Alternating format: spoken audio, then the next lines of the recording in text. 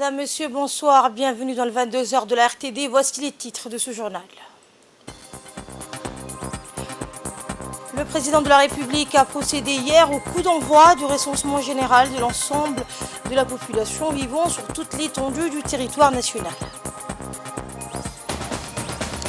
Et l'Organisation mondiale de la santé a approuvé une nouvelle version du vaccin contre le choléra. C'était les titres. Bienvenue si vous nous rejoignez sur Télé Djibouti. Le président de la République, Ismaël Omar Guelleh, a procédé hier au coup d'envoi du recensement général de l'ensemble de la population vivant sur toute l'étendue du territoire national, aussi bien dans la capitale que dans toutes les régions de l'intérieur. C'est depuis sa résidence privée que le chef de l'État a déclaré ouvert le recensement de la population qui s'étendra sur un laps de 25 jours durant lesquels quelques 1550 agents affectés à cette tâche auront pour mission d'établir le dénombrement de la population. La réalisation de ce recensement s'appuiera sur les travaux déjà disponibles d'une cartographie, une banque de données sur la totalité des quartiers, des maisons et des infrastructures communautaires érigées sur l'ensemble du pays. Ce travail préparatoire confère aux agents recenseurs l'avantage de porter désormais l'essentiel de l'effort de leur mission sur le décompte du nombre de ménages et de personnes établies dans chacune des maisons de la capitale, de sa banlieue et des régions de l'intérieur.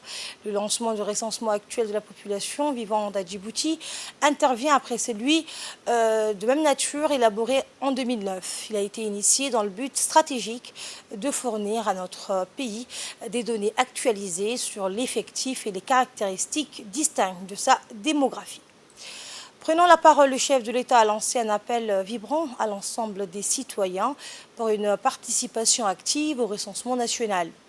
Soulignant l'importance capitale de cette démarche, le numéro 1 djiboutien a partagé sa vision d'une gouvernance plus éclairée, rendue possible par une connaissance précise de la population et de sa répartition géographique.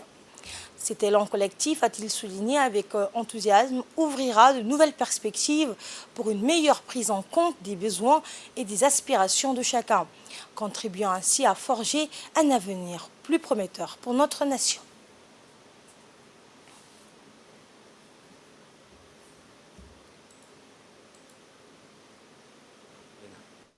idinkuna hawshiina inaad magaranaysaa inaad tidhaahdaan war annagu shaqadeedii lanoo egmaday iyaan qabanaynaa hadhow wixii lagu farayo waan soo sheegay oo qolo waliba way u baahan tahay caafimaad u baahan yahay maxaanku idhahdaa iskuullo way u baahan yihin shaqogelin way u baahan tahay dariiqyadu way u baahan yihin guryuhu way u baahan yihin haddii la istaago waddankoo dhan baa istaagaya.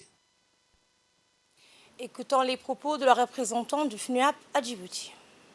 Je voudrais dire que ça a été aussi pour moi un plaisir et un honneur d'être là pour le recensement du président de la République. C'est une opération extrêmement lourde et quand un pays s'y engage vraiment le réussir est tout un défi et je remercie ici vraiment l'équipe là, le directeur de la statistique ainsi que tous qui ont contribué au niveau du pays d'avoir réussi cette opération. Le plus important encore c'est qu'on n'a pas des données récentes à Djibouti et ça nous permettra d'avoir des données très récentes et ensuite d'avoir aussi beaucoup d'autres enquêtes thématiques derrière ce recensement parce que le recensement il est important, il nous donne une base de sondage et après il y aura des enquêtes spécifiques vraiment sur la santé, sur l'éducation, plein d'autres aspects sur les femmes, etc. qui vont le suivre parce que rien qu'avoir cette cartographie de tout le territoire dans une base de données va nous permettre après aussi de pouvoir trouver toutes les infrastructures, les populations dans toutes les régions et de pouvoir les disposer, c'est-à-dire sur un plan comme ça se fait ailleurs dans le monde, d'avoir tous ces aspects-là à chaque région, oui, combien d'écoles il y a, etc., de les avoir sur une carte. Et c'est extrêmement intéressant. Et voici à présent le mot du directeur général de l'Institut national de la statistique de Djibouti. L'occasion aujourd'hui et l'honneur d'être dans la résidence du président de la République pour commencer le dénombrement général de la République. Et c'est fait un honneur parce que nous avons voulu commencer par dénombrer le numéro 1 de la République, son Excellence M. Ismaël Omar Guelleh, qui nous a vraiment accueillis, qui nous a donné le coup d'envoi de ces recensements, l'édition numéro 3, en 2024. Nous commencerons dès demain matin. Nous avons déployé depuis hier sur les 5 régions de l'intérieur, nous avons déployé des équipes de 80 à 150 à 160 personnes. Et à Djibouti-Ville, demain matin aussi, ce sera le début de ces recensements. Et ce sera vraiment aussi, c'est un recensement digital, puisqu'on va récolter toutes ces informations à travers une tablette où il y aura un programme et les questionnaires dessus. L'étape suivante, après cette collecte des terrains, cette collecte des données du terrain, ce sera la phase analyse. Et puis très rapidement, nous allons pouvoir officialiser le premier résultat provisoire à la fin du mois de mai, si tout se passe bien.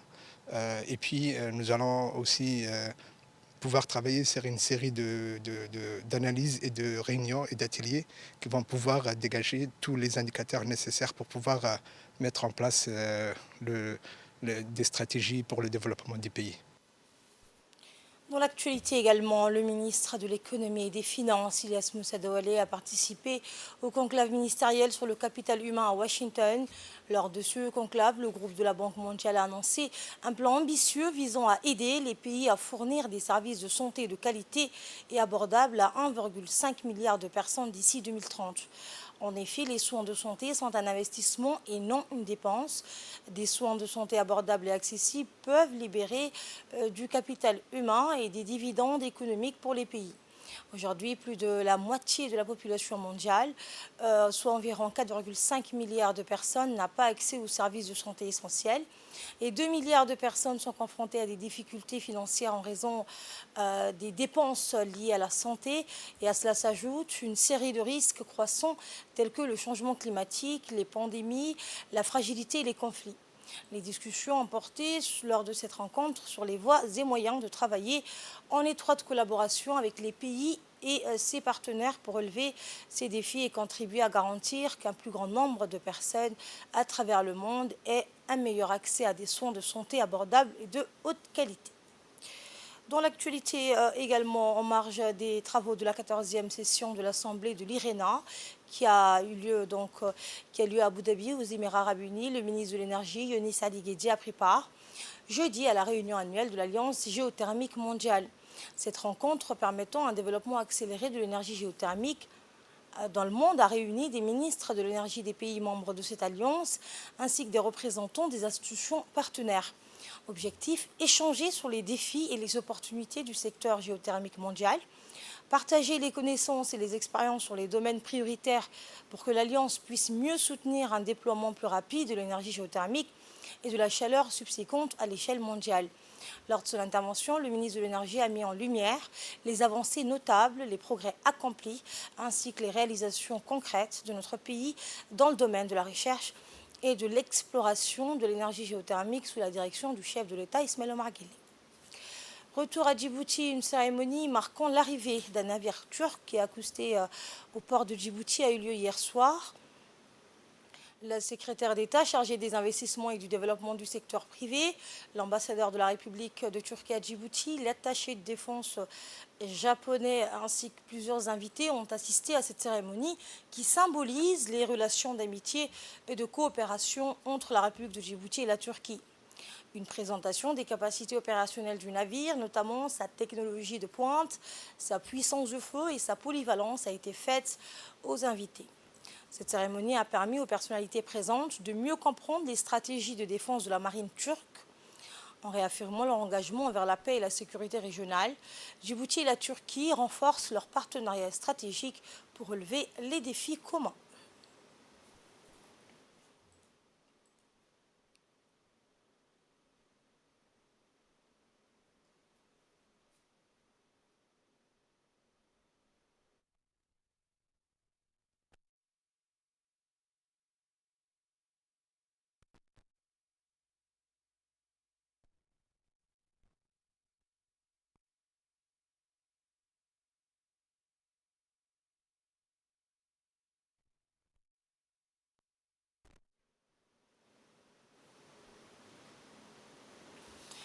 L'ambassadeur de la République de Turquie à Djibouti a dans un mot prononcé à l'occasion salué les relations d'amitié et de coopération entre la République de Djibouti et la Turquie. Il a exprimé ses vifs remerciements à l'ensemble des personnalités qui ont répondu présents à son invitation lors de cette cérémonie. Nous l'écoutons. On est très honoré d'avoir deux ministres parmi nous, et le corps diplomatique et le corps militaire. Et on nous a accueillis très chaleureusement ce soir. Vous savez que je viens de présenter mes lettres de créance à Son Excellence le Président il y a quelques jours. Et c'est vraiment la première occasion que j'ai organisé une petite réception. Et ça m'a donné la chance vraiment de connaître un peu le gouvernement, un peu le corps diplomatique et le corps militaire. Et on était très nombreux ici. Et bien sûr, vous savez que c'est une visite d'amitié à Djibouti. Et c'est un pays qui connaît des relations très solides dans tous les domaines. Il inclut politique, économique, commercial, culturel et militaire. Et c'est une visite d'amitié et de courtoisie. Et normalement, cet navire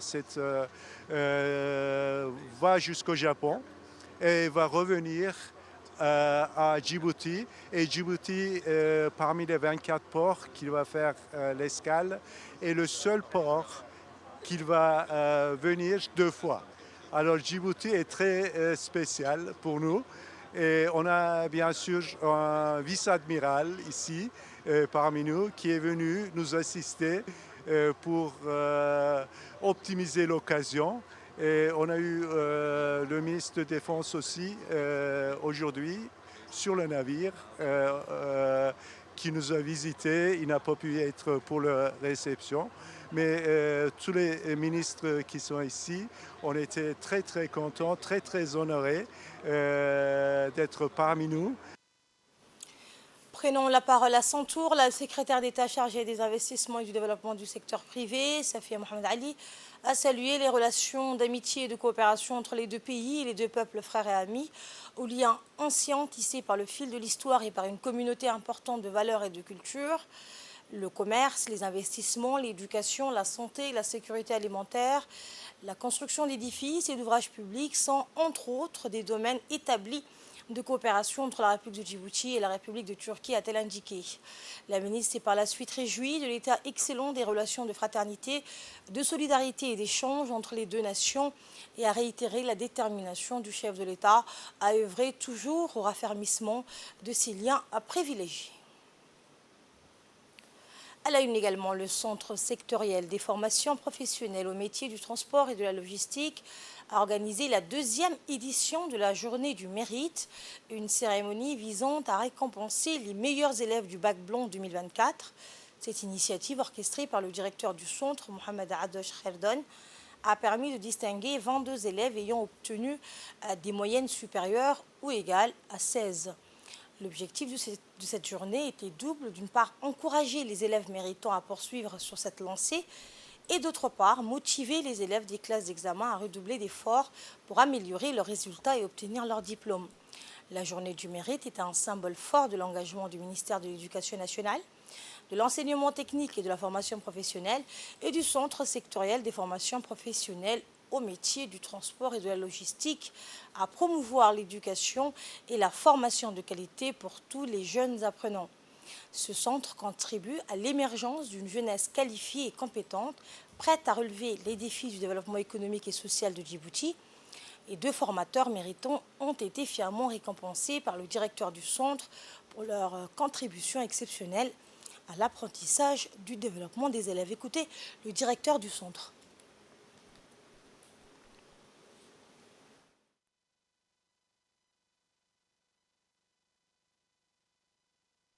Cette journée revêt une signification particulière car elle nous permet de reconnaître et de saluer les réalisations remarquables de nos apprenants et de notre personnel enseignant.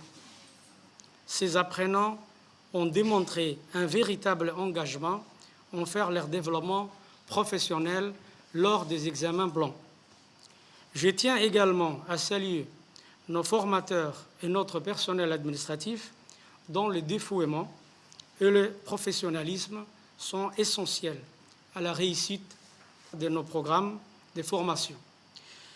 Leur passion pour l'enseignement, leur expertise technique et leur engagement envers l'excellence ont un impact significatif sur la vie de nos étudiants et contribuent ainsi à façonner la prochaine génération des professionnels du transport et de la logistique. Et nos équipes sur place ont recueilli quelques réactions des étudiants du centre sectoriel des formations professionnelles au métier du transport et de la logistique. Les voici. Je pense que c'est une merveilleuse journée, car c'est une journée où je rendu fière de mes parents. Alhamdulillah, j'attendais ces journées très longtemps pour que mes parents soient fiers de moi. Et aujourd'hui, ils le sont. Aujourd'hui, c'est la journée du mérite pour les examens plans. Pour cela, on a eu des cadeaux. Notre proviseur, M. Mohamed Adosh Kharjan, nous a bien encouragés pour les grands packs. Pour cela, on va faire beaucoup d'efforts. Tout le monde peut avoir des bonnes notes, tout le monde peut changer. On a cette note, c'est déjà passé. On a plus de temps pour le prochain examen. L'Association nationale des collectivités locales de Djibouti a organisé avec succès la caravane de la NCLD au Conseil régional d'Ali Sabié, une tournée de sensibilisation visant à informer et mobiliser les conseils régionaux et communaux. La caravane de la NCLD a rassemblé des élus d'Ali Sabié, la société civile, les sages de la région et la représentante du ministère de la décentralisation.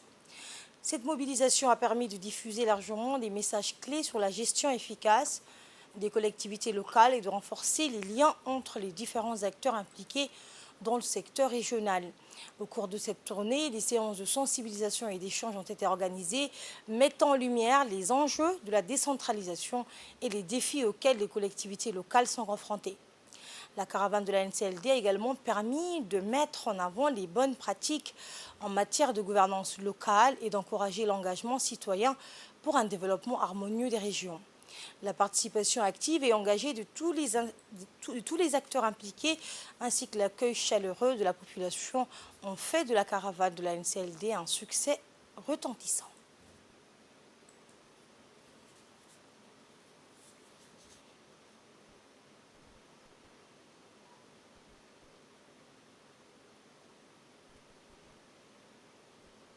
Écoutons le président du conseil régional Tadjoura, également président de la NCLD, M. Omar Hussein. Je constate ici ce que vous avez une assemblée de sages. Et si vous avez cette assemblée que je vois ici autour de la table, moi je dis que votre mission est accomplie. Ce que je voudrais informer, c'est que la NCLD est une association, mais une association des élus locaux. Et qui dit élus locaux, il dit aussi une part du gouvernement. Donc c'est une association qui rallonge l'action du gouvernement. Et le conseil régional a son financement. Et la NCLD va avoir aussi, avec les partenaires, son propre financement. Le but étant d'augmenter les travaux et les réalisations dont ont besoin nos populations sur le terrain. Notre but aujourd'hui, c'est de vous faire comprendre ce que c'est que la NCLD et nous vous demandons aussi votre adhésion pour que vous puissiez aussi nous aider à réaliser. Déjà aujourd'hui, votre présence est un atout pour nous et je vais exhorter nos femmes et nos vieux, nos jeunes à se lancer dans l'agriculture et dans l'alimentation.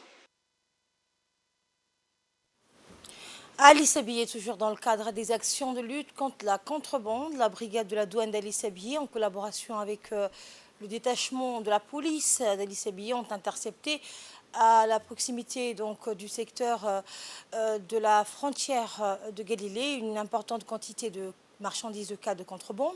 Et durant cette opération ont été interceptés soit 2 900 kg de les contrebandiers donc voulaient acheminer à la capitale.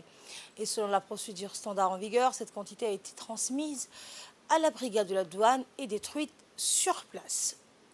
Sous l'égide du secrétariat d'État chargé des sports, la Fédération djiboutienne de judo, discipline associée, a organisé hier un tournoi d'amitié Djibouti-Japon. Plus de 66 jeunes athlètes ont arboré leur kimono et se sont lancés dans des combats passionnants, chacun représentant l'esprit de compétition et d'échange. L'événement a bénéficié d'une ambiance solennelle et prestigieuse avec la présence de l'ambassadeur du Japon, de la secrétaire générale du secrétariat d'État chargé des sports, du directeur des sports et des responsables de l'association de la JICA, ainsi que des parents fiers, tous réunis pour soutenir et encourager ces jeunes judokas. La cérémonie de remise des médailles de cet événement sportif s'est déroulée dans la salle polyvalente du stade Gouled. Plusieurs judokas, toutes les catégories confondues, se sont vus ainsi attribuer des médailles sous les acclamations des spectateurs. Et au-delà de la compétition, ce tournoi de judo a également été l'occasion de renforcer les liens d'amitié et de coopération entre Djibouti et le Japon, soulignant ainsi l'importance du sport comme vecteur de rapprochement entre les nations.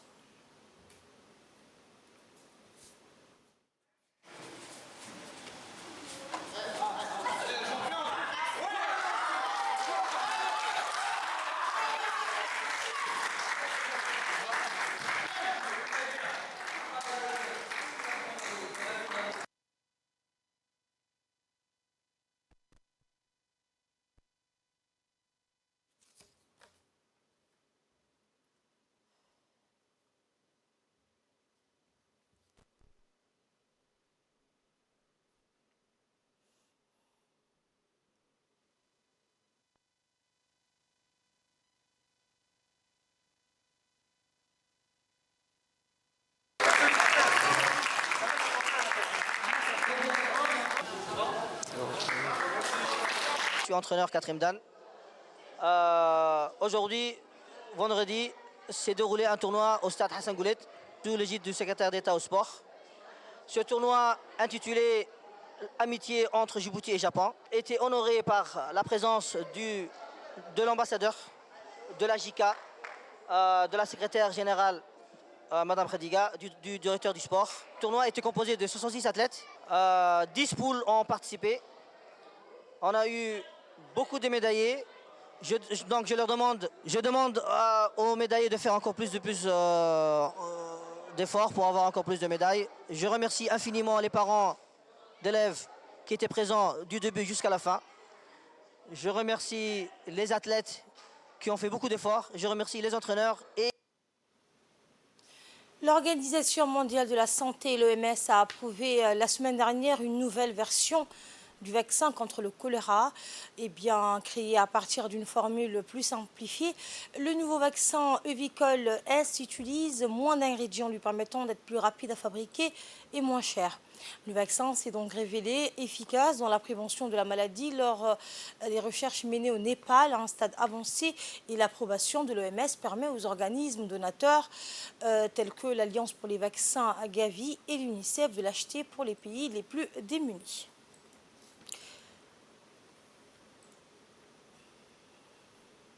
Et c'est ainsi que prend fin cette édition. Merci de l'avoir suivi. Bonne soirée à tous.